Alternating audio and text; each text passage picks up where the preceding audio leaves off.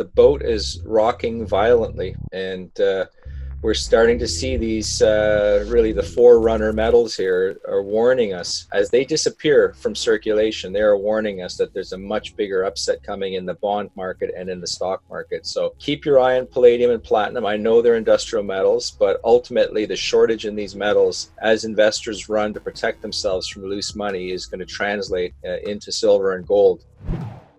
Hey friends, welcome back. Before we begin this interview with David Jensen, just a quick word about a really cool device, the solar water heater. It's an amazing way to heat and boil water outdoors using the sun. Depending on conditions, the solar water heater can heat water in as little as 30 minutes, and it will work anywhere the sun shines.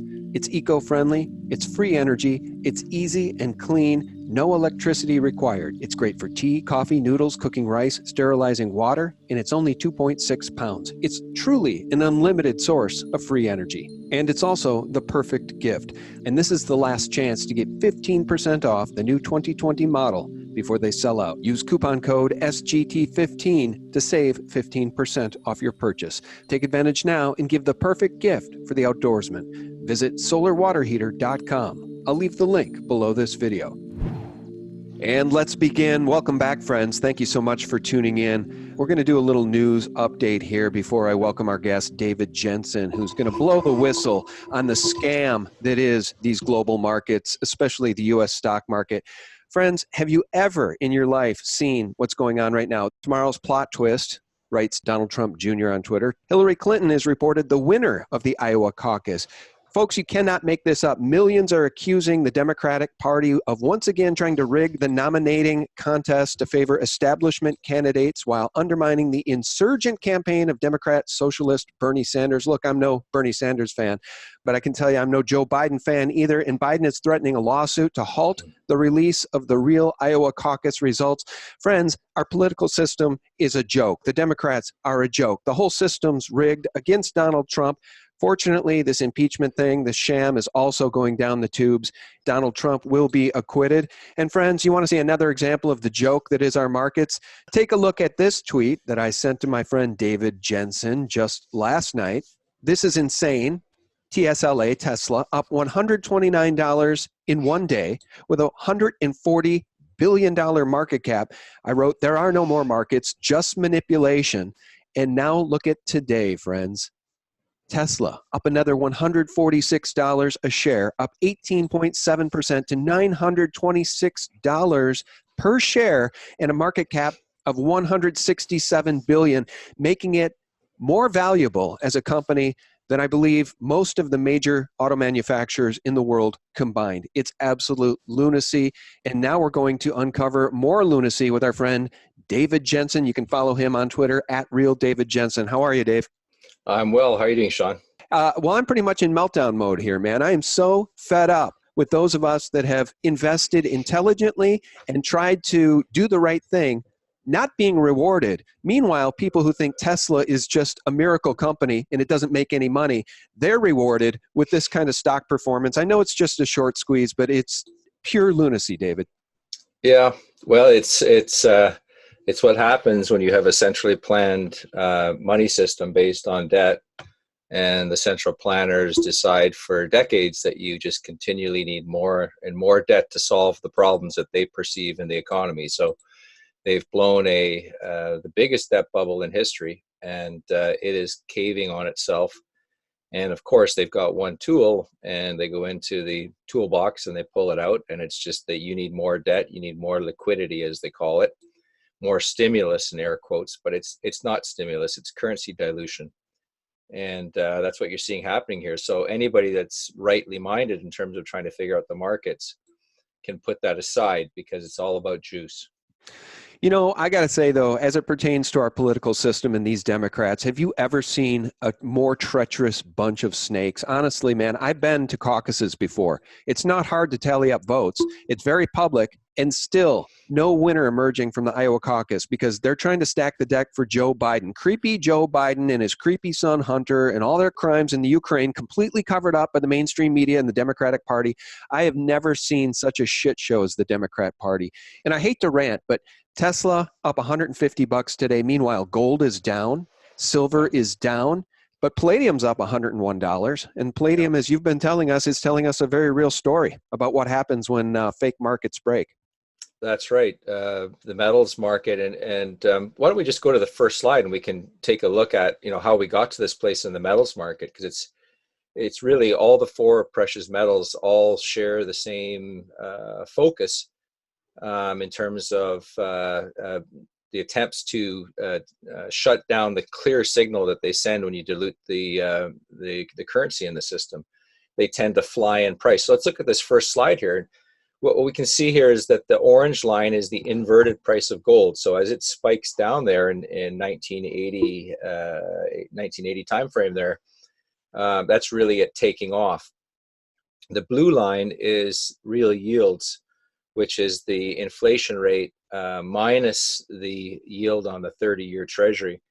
And by the way, what they calculate here in terms of the inflation rate that's used to calculate the real yield is the 1980 measure of inflation that's calculated by John Williams of Shadowstats. Pardon me. So we see this spiking to about -4% there in 1980, and gold went to about $8.50 an ounce then. If we correct it for real inflation using the 1980 measure of calculation method of inflation from the Bureau of Labor Statistics, we can see it went over 5,000 an ounce. And then where that circle is that what happened? And that's the big question. 1987, I'll tell you what happened was that the London bullion market was formed. And what they did there was they substituted the trading of actual metals. So they basically converted the trade of gold, silver, and then on the LPPM at the time, platinum and palladium, all four of those precious metals were flipped over to trading promissory notes instead of the metal itself. And the issue is that in 1980, that the gold price took off so much when the interest rates became negative, as they should, that they had to raise interest rates to 19%. Now, remember that at the time, the approximate nominal interest rate was about the nominal inflation rate was about 10%, and they had to raise the interest rate to 19% to pull investors out of gold back into bonds again, because gold had run from about 35 an ounce in 1971. It ran all the way to 850 less than 10 years later. And so what they did was in 1987, they just said, well, it's kind of enough of having gold and the other precious metals kind of blow the whistle on our paper shenanigans. Let's create the LBMA, and then ultimately the COMEX was formed as well thereafter. But this is a device that was used. And by the way, the LBMA was formed by, guess who? The Central Bank of England, the Bank of England itself, who are the stewards of the paper money system there. So you can see gold then, the price broke away from tracking in an inverted fashion, tracking real interest rates. And it started to fall in real terms going forward, even as the negative interest rates went so terribly negative. And that's why you're really seeing the loss of buying power and the poverty that's being spread around the middle class, is that our earnings and savings are being destroyed every year by this money printing machine that the central bankers operate. And our wages keep nowhere near track of the actual loss of buying power that's in play. All right, let's look at the next slide, Dave.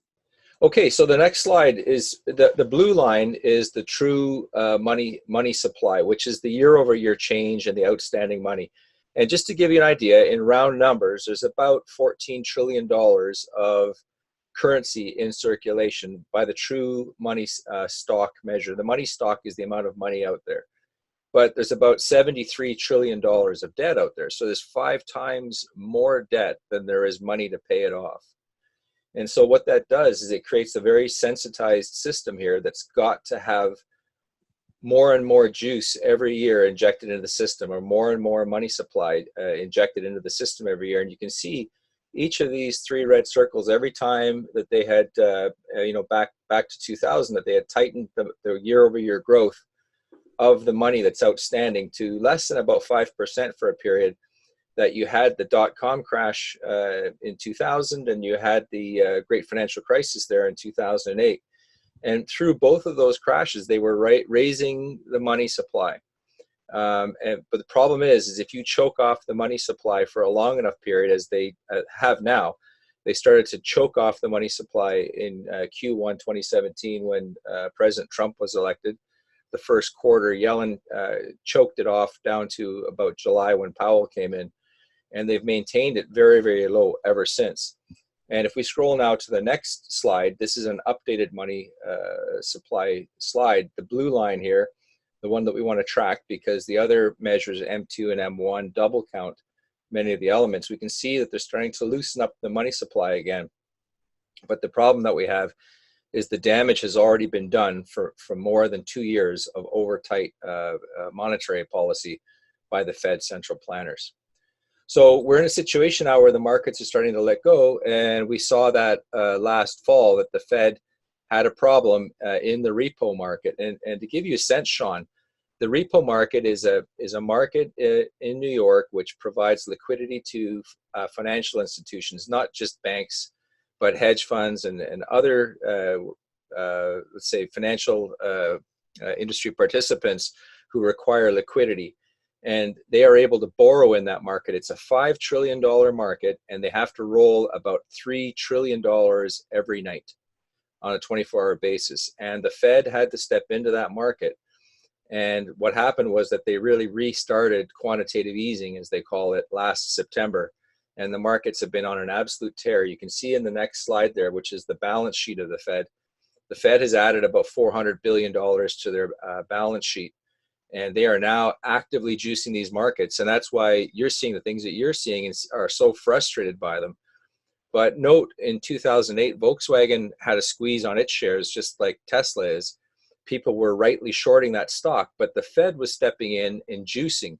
And what happens then is that the people who are short the stock get blown out of their position by the Fed's juice in the system. The increase of the money that's circulating in the system generates speculation in the markets, and eventually it starts to blow up those people who are short these stocks that really need to be shorted, because they really are Enron style operations. Yeah, let me say something. You responded to me last night via email after my tweet to you, and you said this is exactly what happened to VW shares. It's a short squeeze, and as you know, sooner or later that chart will reverse, and Tesla will find its real value at a much lower price. Citron Research is saying today, quote, even Elon Musk would short the stock here. This is no longer about the technology. It has become the new Wall Street casino. And Yep. I think that very well describes what we're seeing with all these BS stocks. Yeah, but what is telling the story now is back to your mentioning there of Palladium. And if we go to the last slide in the package that I sent you, I think it's the 5th slide there, Sean. It looks at all 4 precious metals. So you got to go a couple more and one more after that. And there you go. So there's gold, silver, pardon me, platinum, and palladium.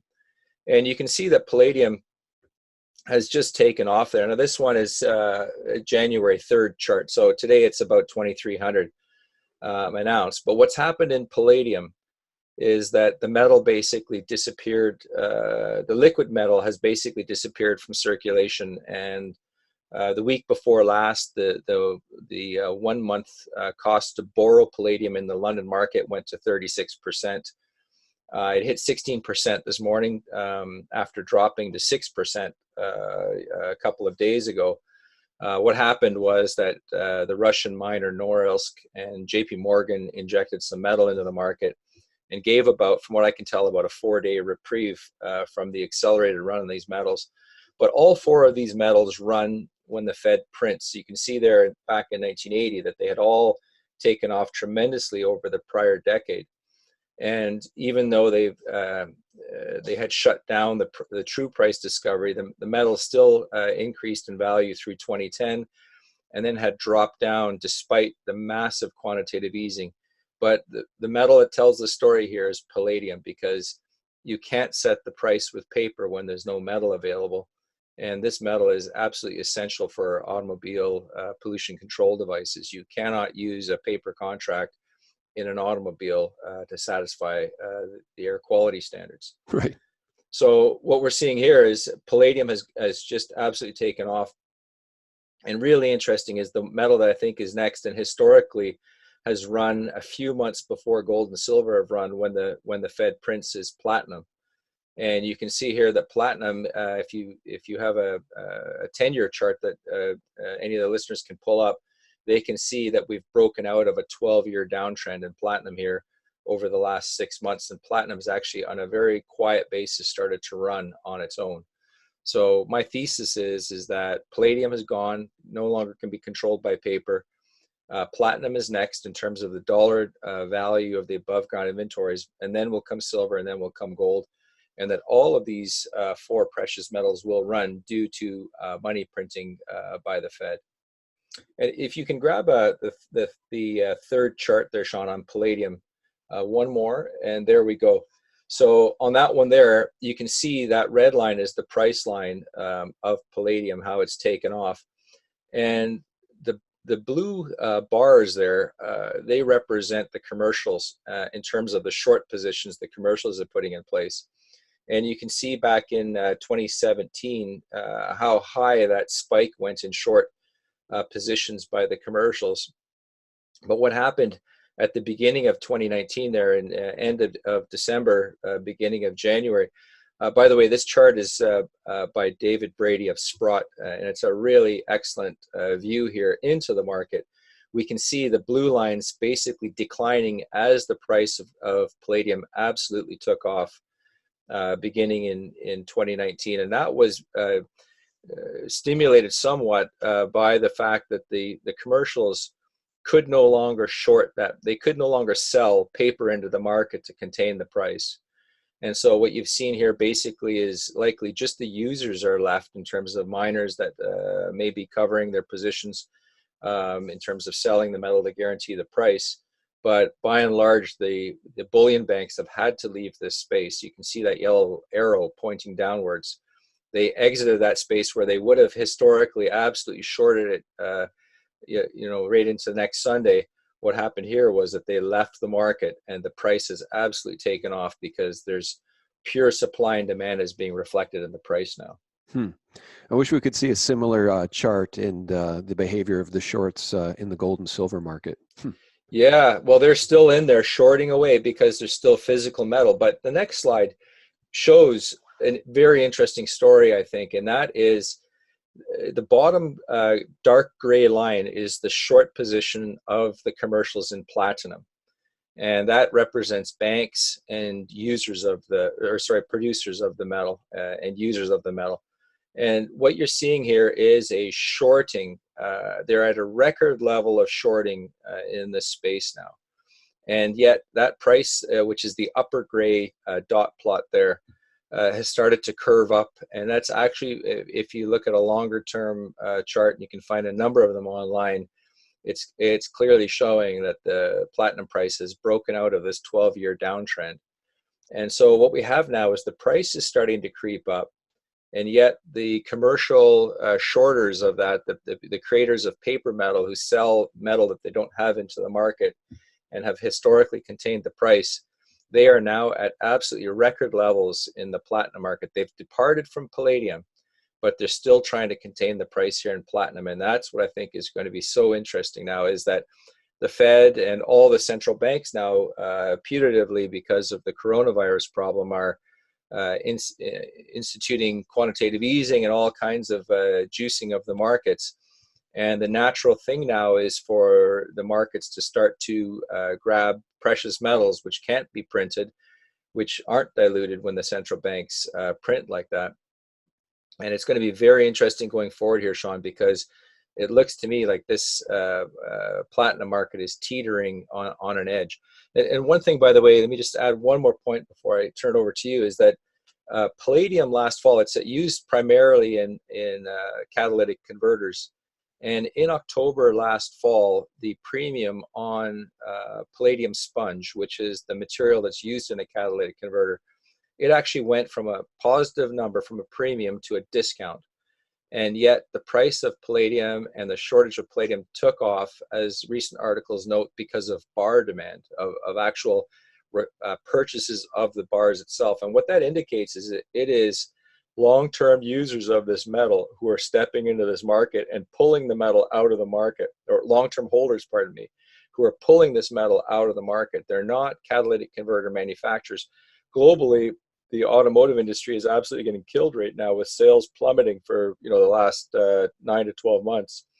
And yet the shortage of palladium has been accelerating because, my thesis is, because of the quantitative easing instituted by the banks. There's a natural holding now of these things that you can't print. You can store a lot of wealth in a small space with precious metals. And palladium has absolutely changed from being purely a commercial product, a commercial metal, now to one that's reflecting consumer protection or investor protection from the loose money printing by the central bankers. Well, let me ask you this. And you're talking to somebody who lived through the dot-com crash. And I think what we're seeing today is measures beyond what we saw back then. Honestly, these valuations are just, I've never seen anything like it, David. And here's Netflix. Yep. $368 per share, and a PE ratio of 95, a $161 billion market cap. It just defies belief. And I guess what I would ask you is this. If the stock market is a con game, I mean, really, the only thing that people can have if they're going to hold Netflix at that price and Tesla at $900 a share, they have confidence that this market isn't a joke. They have confidence that this is real. And I'm here to tell people it's not real. The only way Tesla has any value at $900 a share is if you can sell those shares to some other bigger sucker. And at some point, this house of cards is going to come down. And I'm increasingly concerned about the coronavirus and what could happen to this economy. You want to talk about a black swan event? What happens when people suddenly wake up? They say men go mad in crowds and regain their senses one by one. When people start to regain their senses, well, again, it's not the average Joe, though, who's in these stocks, really, is it? I mean, it's all Wall Street money. It's all bankster money. Who's buying Netflix at 368? Who's buying Apple at a $750 billion market cap? Who's buying all these stocks? And what happens when the economy slows? What happens if the coronavirus outbreak starts to get bad in this country? I pray to God it doesn't, and I don't think it will. I don't think we're going to see here what we're seeing in Wuhan and other places in China. But what if we do, David? Can you imagine what would happen to the stock market? And then what happens to these the prices of these metals? Yeah, well, that's a very good point, Sean. I think what we're seeing, though, with palladium and increasing with platinum is buying of real assets, very rare real assets. And ultimately, when these central planners, the Bernie Sanders style central bankers, modulating the money supply because they know how to run the economy. So what happens is they start to print and accelerate their printing as they are doing now, is that valuable real things start to disappear, and the most rare things, Sean, disappear first.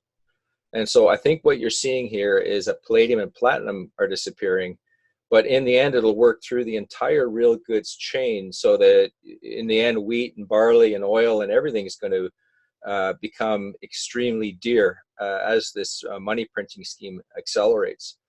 And what happens then, Sean, is that you start to see raising interest rates as a consequence of, in air quotes, inflation, which they can't even at that point deny, because absolutely everything is rising in price.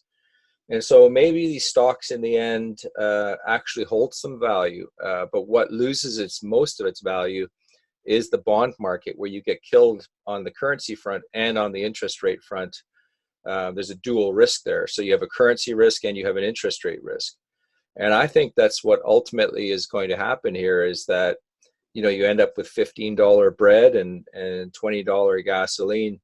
And you've got a stock market which, investors are buying things that you can print less, let me put it that way, because there's a huge naked shorting problem in this market.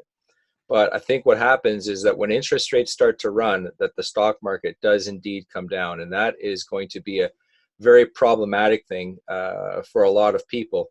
And it'll be met with more printing, and eventually it'll start to go up again with time. But there's a very big upset coming with this cycle. Higher interest rates, higher real goods prices. And I agree with you. The stock market will come down in the short term, with higher interest rates. But in the long term, they may actually be holding something. It just won't be Tesla.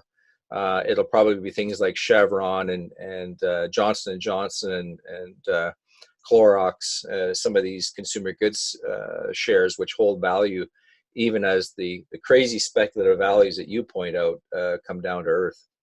All right. Well, I really appreciate your time. Thanks for hopping on with me today. I'm fit to be tied when I see things like what's going on in Iowa with that Iowa caucus. Again, it's these criminal Democrats trying to stack the deck. People can see right through it, though, now. And once again, even people in their own party, in the Democratic Party, are fed up, and that's why we have the walk away movement. Don't you find it a little bit comforting on some level because it's about what we expected? Yeah, no, it's exactly what we expected. And frankly, though, in defense of the Democrat Party, which is completely criminal, this is the exact same thing the RNC, the Republican Party, did to Ron Paul when he was running. And again, I'm the least big fan of Bernie Sanders that there is. I'm not a fan of any of those Democrats. In fact, the only honorable one that I can see is Tulsi Gabbard, who actually sent out a nice tweet about Rush Limbaugh having lung cancer, and said that she and her family are praying for he and his family. So in my opinion, Tulsi Gabbard is the only honorable Democrat. And I don't want her to be president either. So final word from you, and tell people how they can follow you. Sure. Final word is the boat is rocking violently, and we're starting to see these really the forerunner metals here are warning us. As they disappear from circulation, they are warning us that there's a much bigger upset coming in the bond market and in the stock market. So we're keep your eye on palladium and platinum. I know they're industrial metals, but ultimately the shortage in these metals, as investors run to protect themselves from loose money, is going to translate into silver and gold. And when that happens, I think you're going to start to see the interest rates turn and a renormalization, I say, of the speculative stocks, and then a movement up in things, consumer goods stocks that are going to hold some value through the rough times. But, Sean, the entire financial system here has been destabilized. It's very, very difficult to know, if you have stocks in an account, is it going to hold value? By the way, I'm not giving investment advice here, just a commentary on the markets, but it's a very, very difficult situation to look at. Anyways, I post the data that I can see that is the most important. I post it as often as I can on a daily basis. And people can follow me at Real David Jensen on Twitter. If you want to get in touch, you can send me, you can DM me, and I'll do the best I can to answer people's questions. Thanks for your time. Yeah, well, thank you for coming on. And I do have one more question now, and it's this. I don't know if you saw that. I've played it in a couple of videos, and of course others have. I think it was Guggenheim Investments, one of the founders of that group, said his number one investment for 2020 is silver. Yeah. And I wanted just to, before we let you go, now that I'm thinking about it, could you prognosticate, could you look into your crystal ball and tell us what you think silver should be valued at if it was to find its equilibrium in its real world price like palladium has? Any idea at all? I mean, $18 silver with an 87 silver to gold ratio is just 87 to 1 silver to gold ratio is just, it's obviously lunacy based on historical norms and how they're mining the stuff, finding it in the ground, 9 or 10 ounces of silver for every 1 ounce of gold. What do you think silver should be priced at in a fair market? Well, I mean, given that we've got real interest rates, and a real interest rate is the amount of interest that you're offered in the market, and often people use a 30-year bond, which is about 1.5%. And if you subtract the inflation rate, which is about 7-8% right now, you're getting about -6% for holding money in bonds, and even less when you put it in a bank account, which is giving you 0%. And in this market, the metals should be absolutely going vertical in price, as palladium is doing, and as I think the other metals will. But silver at around, in round numbers, at around 20. I know it's below 18 this afternoon, but you could easily have that price tenfold higher. And silver is the metal which historically was the metal used for day-to-day exchange, and it absolutely kills central bankers. because when people can use that as a means of exchange, as a medium of exchange for purchases, as individuals have throughout history, gasoline and bread and milk and eggs and these types of transactions, it kills fiat currency. And so it's the one that has really received a lot of attention in terms of its demonetization. But my personal view is that in USD, that silver should be over $200 an ounce today, given the real interest rates that we're actually seeing in the markets. Yeah, over $200 an ounce. Okay. And we would suspect that gold should be north of 5,000 or 6,000 at this point as well. Easily. All right. David, thank you so much for coming on. I really appreciate it. My pleasure, Sean. All right. And guys, you can follow David over on Twitter. I suggest that you do, at Real David Jensen. That's Jensen. And our guest has been David Jensen. Thanks, buddy. Thank you, Sean. All right, guys, thank you so much for tuning in. You know how much we appreciate it. A special shout out to our patrons who are keeping us in the fight for truth and real news, despite YouTube's continued strategy to strangle this channel and not put us in the recommended column. So thanks so much, guys, for finding us and clicking play. And for real news every single day, you can visit us directly at sgtreport.com, the antidote to corporate propaganda. God bless. Bye-bye. Where do you put your money? What's the number one conviction trade right now for you, 2020? Silver. Silver. Silver.